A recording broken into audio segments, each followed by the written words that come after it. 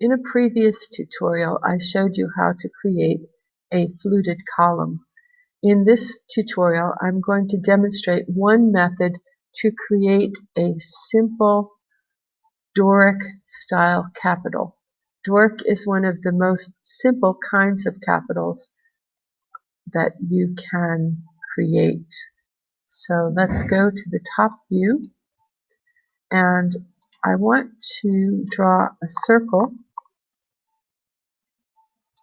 from the center point of this fluted column. I'll make it just a little bit bigger than my fluted column's diameter.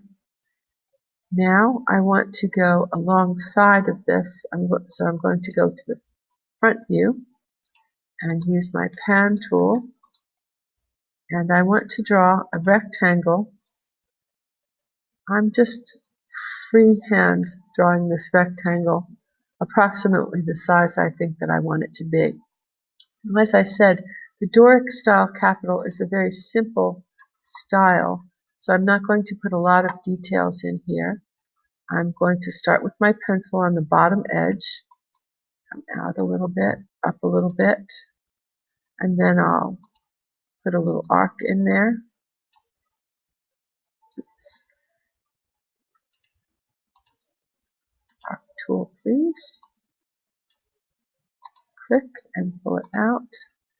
Then another line.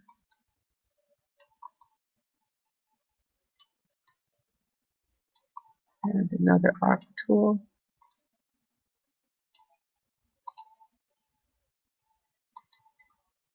And one more set of lines.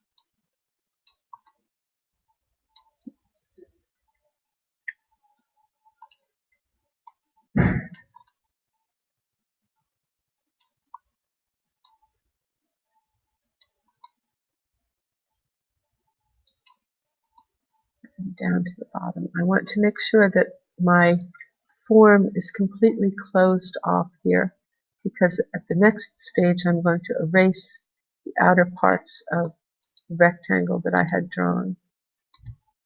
Alright, now I'm going to orbit slightly so that I can select the circle, the perimeter ring here, and I basically want to have this shape follow that. Now it won't follow it if it's off in space, so I need to move this shape so that it's sitting on top of my column here. And basically I want this to be near my circle edge.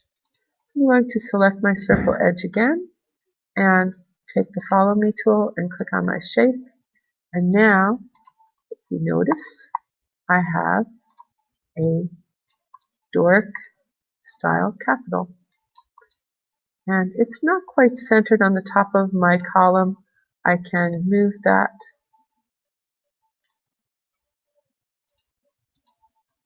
over a little bit. In order to do that though, because I did not make any part of this a component, I should select this and make it a component, and then now that it's a component I should be able to move it freely on top of my column so that I can center it perfectly. And that concludes this tutorial.